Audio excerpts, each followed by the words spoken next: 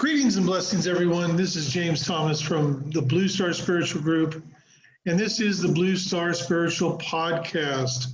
I want to reiterate a big thank you to Andrew Harvey from the UK for being our first guest on this podcast. I can assure you it will get better as we go along. I'm not, as you can probably tell, I'm not the best when it comes to video editing and things like that, but it's a learning process and we will continue on. Now, I'm very excited today to have this person with us today. I'd like to welcome Renee Bailey. She is a Reiki master and teacher in Nelson, New Zealand. She's also a master healer of the BlueStar healing method, as well as a very accomplished, believe it or not, and she'll probably hit me later for this, she's also a very accomplished channeler as well. As you can see, she's laughing now, but inside she's going, how dare you do that to me? Now, this weekend she's doing a Reiki workshop. Too late if you're interested because she's already sold out. Renee, please say hello. And introduce yourself a little bit, a little bit of your background, things like that. A little bit of my background. Well, firstly, hi James, and thank you for having me on the podcast today. Very exciting, different things going on. So thanks for dropping it in there about the channeling, much appreciated. I'll get you later. Yeah. Exactly. Bit about me, crikey. My journey started, or my spiritual journey anyway, about 20 years ago. Went for a Reiki session, got up off the table and just instantly knew I'd found something I didn't even know I'd been looking for. But in true me style, I took the long and winding road, and it was still about 2 years before I learned Reiki. This is back in the mid-90s. Played around with it, practiced on my friends, didn't really do anything with it. It just sat kind of over there. But I carried on and practitioners in 99 and then Reiki Masters the first time round in 2011. When I was pregnant with my son, actually, I had this very strong message that it's now or never. So sometimes you listen to those nudges, and you sort it out. So it all just came together quite nicely. Since finding Reiki and being on the journey, lots of things have happened. I first encountered you on I don't even know, it was some random Facebook page talking about light workers and dark workers. And that sounds like me. Yeah, but it was a long time ago, and I went to find it to reference it for another conversation I was having. Couldn't find the original video or anything, but then stumbled across and started, following you on Facebook. And then had this, you were announcing that you were doing your last BlueStar workshop, or possibly the last BlueStar workshop in Christchurch, New Zealand. And I sat there and went, well, if it's meant to happen, it'll come together. Didn't happen, didn't come together. And then you got bushwhacked at a festival, and there was another opportunity about 12 months later, and I sat there and went, and I think the first I'd heard of it, you'd just done the festival, and it was like the very next day, and you were live on Facebook. And I just got all goosebumps. It's like, I have to do this workshop. And I sat there and went, oh my God, well, if you guys want me to go, you need to make it happen. And it all just came together. And as you know, I met you nearly 2 years ago, James. I know. Seems like yesterday, really, but seems much longer than that at the same time. So BlueStar workshop, walked into the workshop. James says, this workshop's going to change your life. And I sat there, little skeptic me, going, yeah, whatever. But as I've said to James already, eating humble pie, it absolutely has. It shifted so much and changed so much, opened me up so much more opportunities and bits and pieces going on, and just walking the pathway. Living on a boat in Nelson with my husband and my son. Have my own practice here in Nelson. As James said, do a bit of teaching. Run half a dozen workshops throughout the year. So, you know, you might have missed the first one, but there's other opportunities coming up. And that's about me. My son's into sailing, my husband's into sailing, so I get to be a sailing mum most weekends in the summer at the moment. So that's outstanding, outstanding. Yeah, it's interesting because you're actually hosting, whenever we can arrange it, the next BlueStar Healing Workshop in New Zealand, in Nelson. This was actually supposed to take place, believe it or not, in April of last year. And then it's just been pushed back and pushed back and pushed back. I was supposed to do a workshop in San Rafael, California. I was supposed to do one in Grimsby, Ontario, Canada. I've got one set for Glastonbury in the UK. And everything is on hold at the moment because of the flu. I do understand, do realize, and some of you may have issues with me saying that. I do have, my sister was diagnosed as having the virus. My niece and brother-in-law have both been vaccinated. It's the flu. That's all it is, in my opinion, my truth. But nevertheless, this is something I'd like to speak to you about, Renee. In my opinion, over the course of the last several years, things have changed fundamentally on this planet. And it's more than Donald Trump being president. It's more than the China virus. Back in the late 80s, early 90s, when I started my journey, it seemed like everything was geared, everything was focused around starseeds awakening. You know, Reiki was really gaining momentum. You mentioned that you learned Reiki in the mid-90s. I actually became a Reiki master in March of 1991 in Tacoma, Washington. But it was all geared around starseeds. Everything was geared around starseeds. And there seemed to be a real separation between what Al Sharon would call the starseeds and the humanity of Earth, or the native human population. But over the course of the last several years, it would seem that there's been the right amount or the right percentage of starseeds who have awakened, that they're no longer the focus on awakening. Now it seems to me that the real focus on awakening is the native human population. Now, have you noticed anything with regards to this? Well, I certainly learned Reiki. I didn't want to tell anybody I did it because people might think I was weird. And it's certainly, you know, the last few years especially, now I can tell them I'm a BlueStar master healer. People don't even bat an eyelid. They just ask a question. You know, they will still ask, what is that?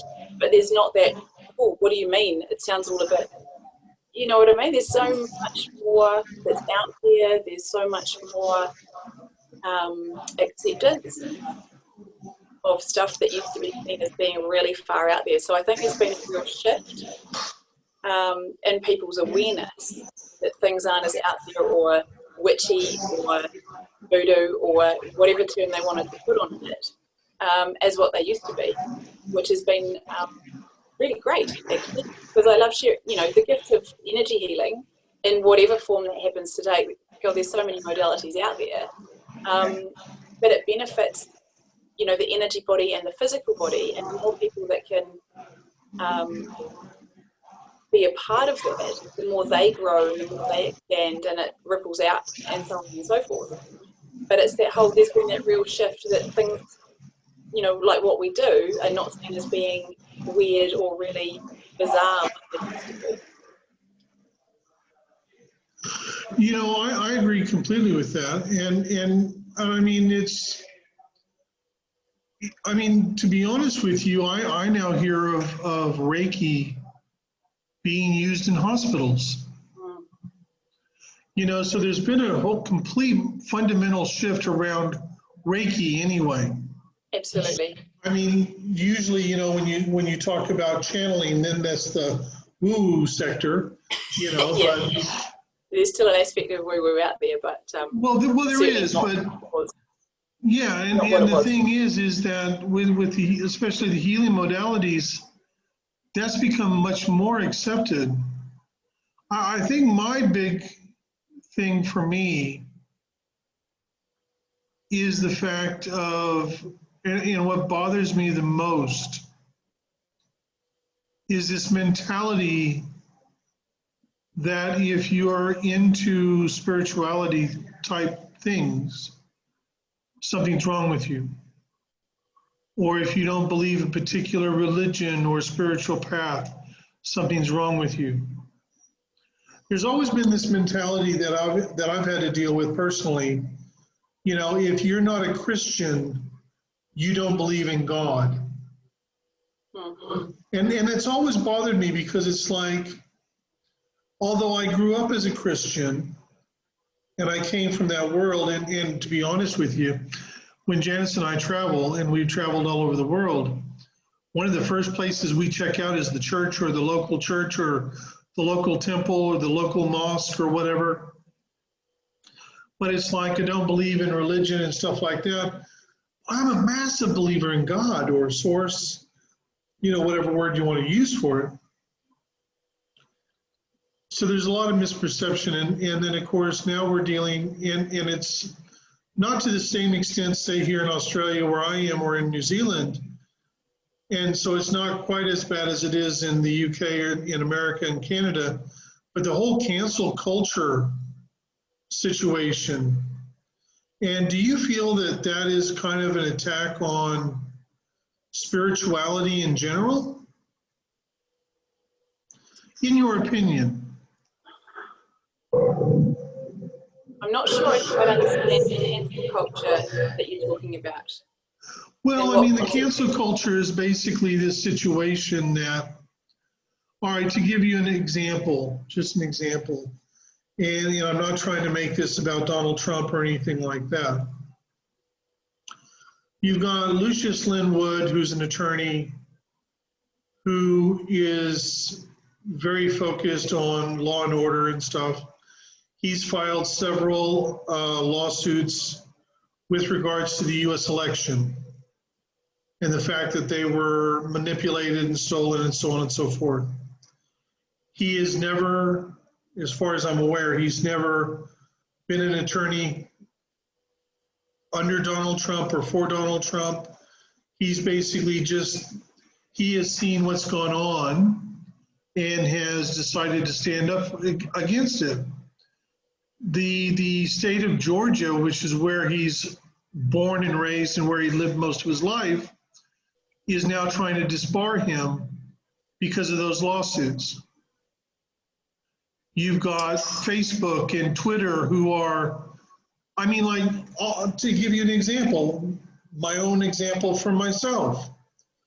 On Parler, there was a post put out by the group known as the Proud Boys. No big deal. The entire post was nothing but a prayer. And I saw that. It was a beautiful prayer. And so I read the prayer and I'm like, holy crap, that is such a beautiful prayer. It's so gorgeous. So I shared it on Facebook.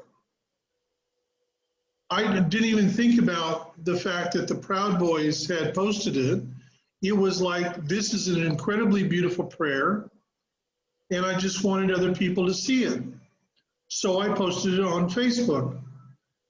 Because of that, my Facebook account, what I could do on my page and in my group, was restricted for 30 days.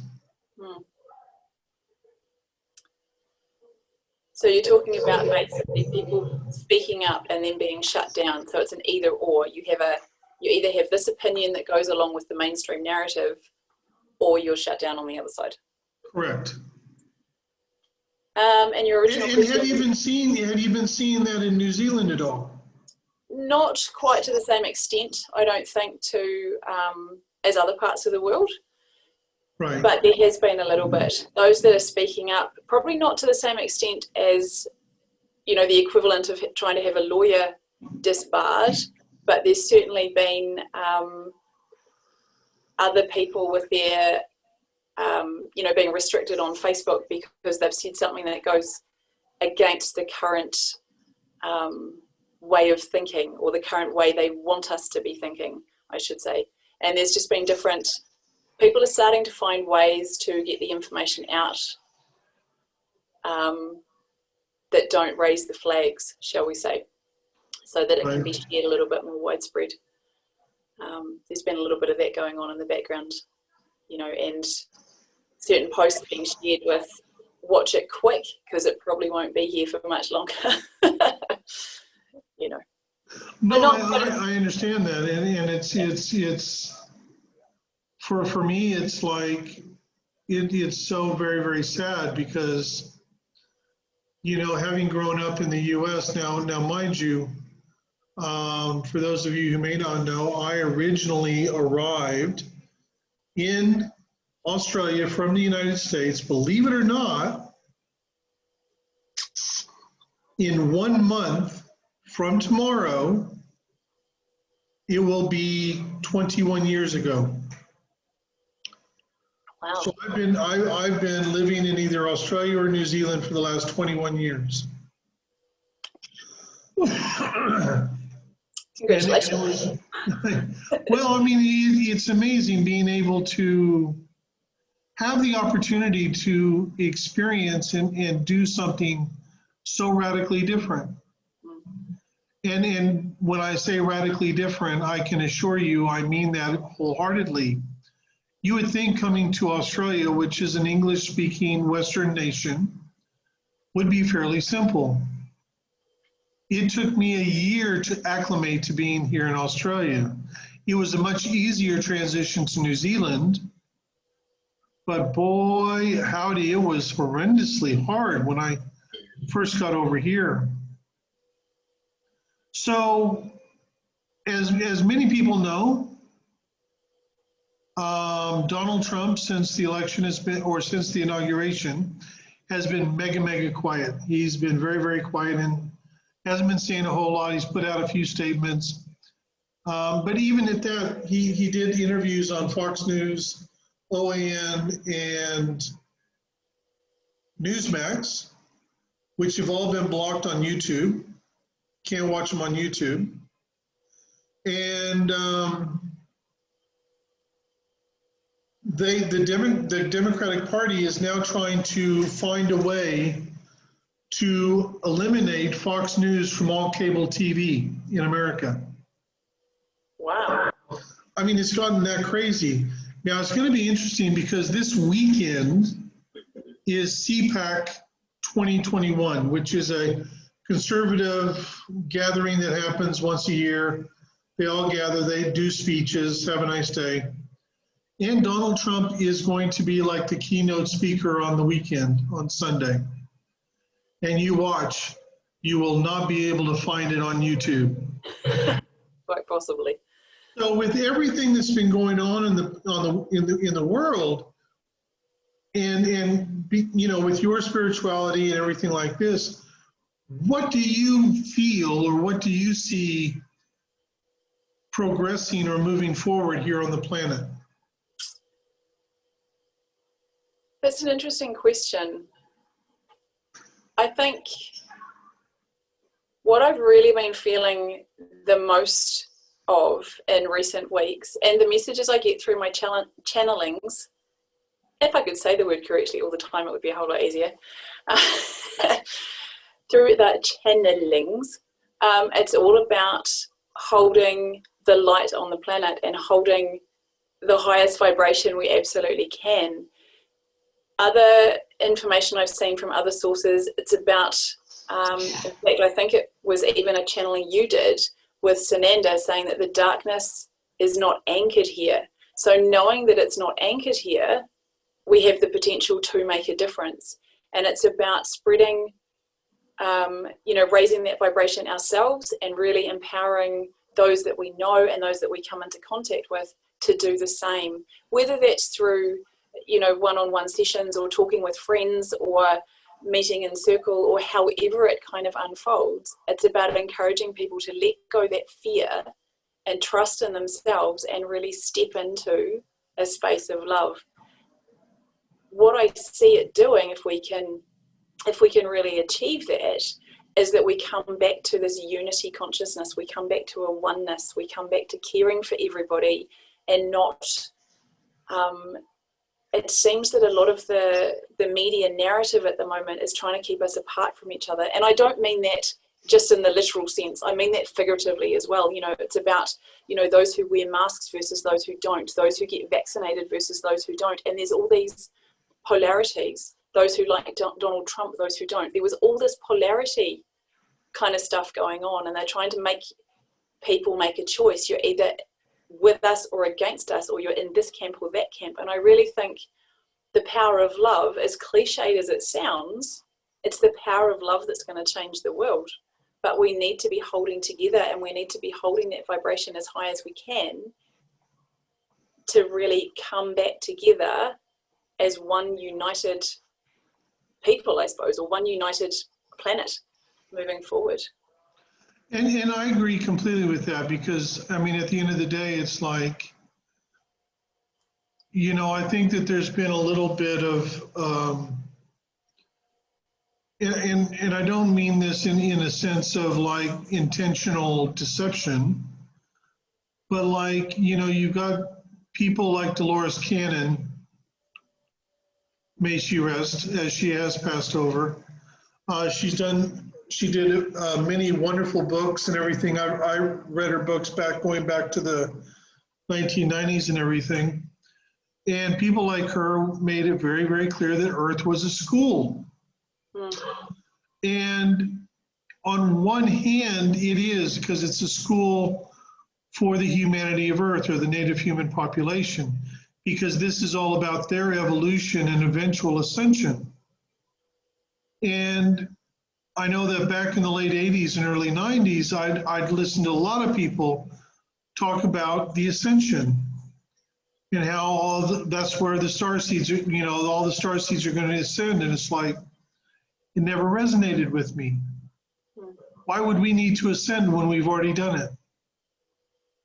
It's like, my wife, she's got a bachelor's degree in social work and a master's degree in social work. And that's like someone coming to her and say, oh, by the way,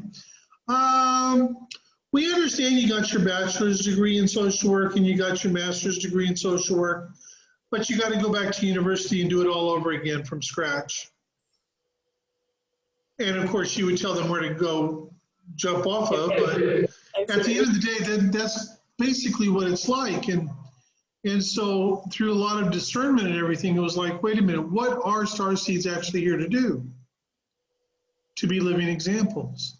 And I think your description right there of being centered and balanced, being in love, being in unity, that is probably the best description I've heard as far as what star seeds should be doing at this time.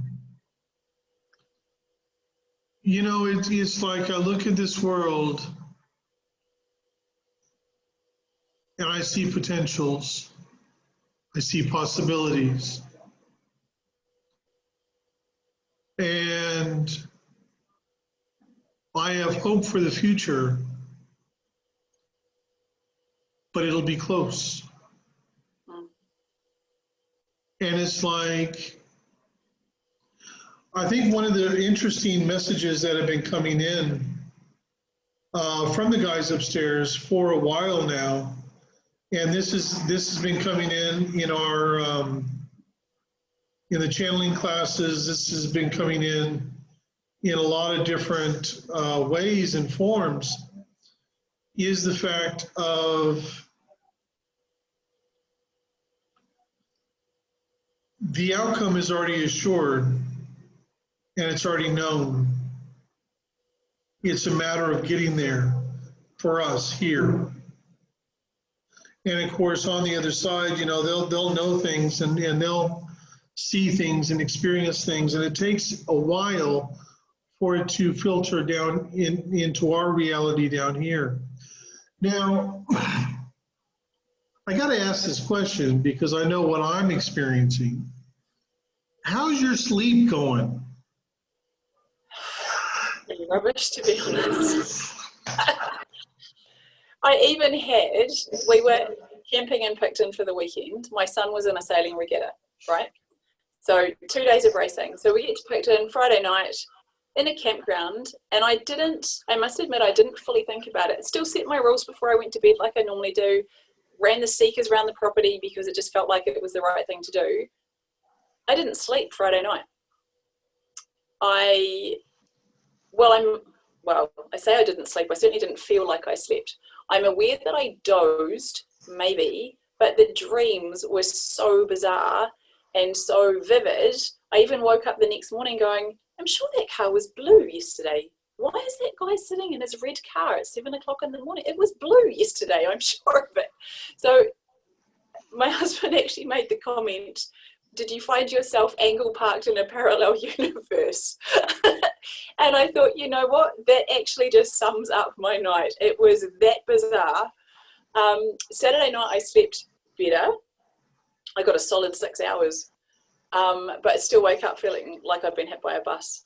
So it's just been a little bit, I get the odd night that's really, really good, but they're so few and far between. I can probably, in the last 2 months, count them on my hands, you know. Oh, well, I mean, like, I go to sleep fairly well, although lately I haven't been, it's taken me a while to get to sleep. But the last 2 or 3 nights now in a row, I've awakened around 4. Mm-hmm. And although I know I've gone back to sleep, it doesn't feel like I've gone back to sleep. Yeah. We've actually awakened with bruises.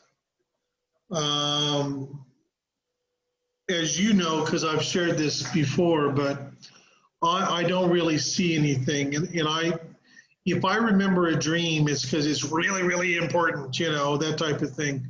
Because I rarely ever remember any dreams. But the last dream I had was really fascinating. And it kind of blew my mind. And it certainly did not feel like it was a dream.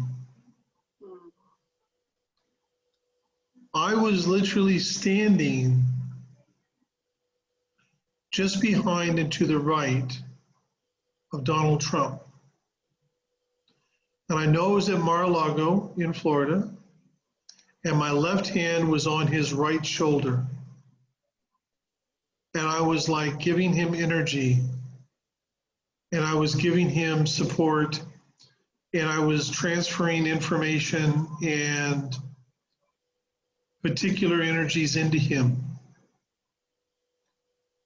And as I finished, that's when I woke up. And it was the strangest feeling and sensation.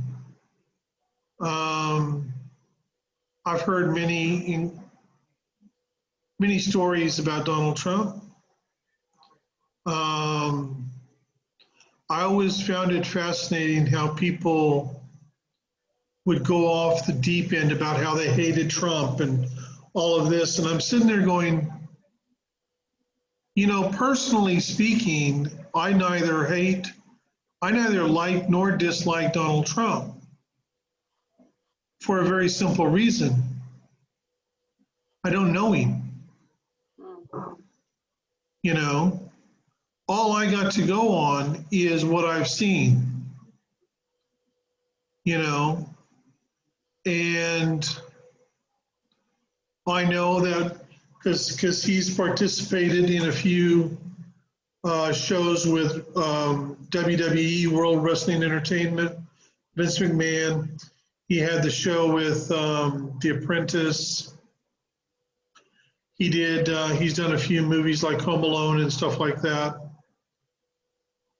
But that's all acting. That's all showmanship. I think that the thing that really blew me away the most, and the thing that people don't see, is I saw a video of Donald Trump, and it looked like he was having dinner or something with other people, and there was this other guy at the table, and he basically looks at Trump and goes, "Look, man, can I ask you a question? I've heard this story, but I need to know it from you if it's true or not." He's like, "Yeah, okay, go ahead." And apparently one evening, Donald Trump was in his limousine, and the limousine blew a tire. So he pulled over, and the driver got out and started doing whatever, to change the tire. And this guy stopped and helped the driver change the tire. 2 days later, the guy finds out that his mortgage on his house had been paid off. And the guy said, "Is that true, and did you pay it off?" And Donald Trump looked really sheepishly and everything, and he said, "Yeah, that's true." And it's like, but people don't see that side of him because he doesn't show that side of himself. It's like he didn't take a salary as president. He donated it all. And it's like, I look at this and it reminds me of the fact that we all have this tendency to judge other people that we encounter or that we see, that we hear about, things like this. And how often is it a situation where we literally don't have all of the facts? We don't know their entire story. Because the only story that we know completely is our own. And I'm just thinking, I'm just thinking about what you said about unity and love and compassion and things like this. And it's like, I think along with that, we all need to get to this point where we don't just blindly judge other people because we don't understand or we don't know them or we don't understand the situation. We need to be more tolerant of each other and of the process and things like that. So and I'm not going to hold you to this, don't get me wrong. Although it's recorded, it's not going to be like no one's, Yeah. You're not going to hold me to it, but you're just going to record it and see. Yeah, exactly. Yeah, something like that. So the question is, in your opinion, what you feel inside, what do you see happening with this world over the next little while? I reckon it's going to take some time, but we will get there. We will make the difference that we want to make. I agree. Would you be so kind as to let everybody know how they can get a hold of you, how they can find you, things like that? 2 easy ways. I'm on Facebook. My page is Healing with Renee, and then my website, www.healingwithrenee.co.nz. Probably the 2 easiest ways. Thank you. Excellent. Now, to let everyone know, we are running a contest this month. Anyone who purchases a service from me will go into the running for a free personal channeling session, which will be drawn first part of March. And number 2, we were supposed to have our first online seminar yesterday. Things did not work out very well, and it's been rescheduled to next Wednesday at 7 a.m. Cairns, Australia time. That is 10 a.m. New Zealand time. That is 1 p.m. Pacific Standard Time, 4 p.m. Eastern Standard Time, 9 p.m. UK time. The cost for the seminar is $25. It will go for a couple of hours at least, between 2 and 3 hours. There'll be multiple channelings. It'll be Chris, Marshall, and myself running that. And you can reach me on jamesthomas@gmx.com. I do have one other question for you, Renee, if you don't mind. You mentioned that you just went camping. Yep. And that your son was in a boat races. Yes. And how did he do? He got fifth in his division, so he was pretty stoked with that. As were we, very proud parents. Yeah. 13 boats on the start line. He was in, further than the top half of the fleet. And all he said to me, I'm just so pleased I didn't come last time. Need to teach him to have a little more faith, I think. But that's it comes in time. It does come in time.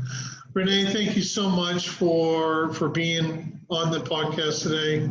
Thank you for giving me a little bit of your time. I really appreciate it. And many blessings to you. You're most welcome, James. It's been an absolute pleasure. Thank you very much. Thank you very much for joining us on the BlueStar Spiritual Podcast. Join us next time. We will have different co-hosts, different guests every time. Much love and many blessings to you. Domnieta kietarate la protonoite.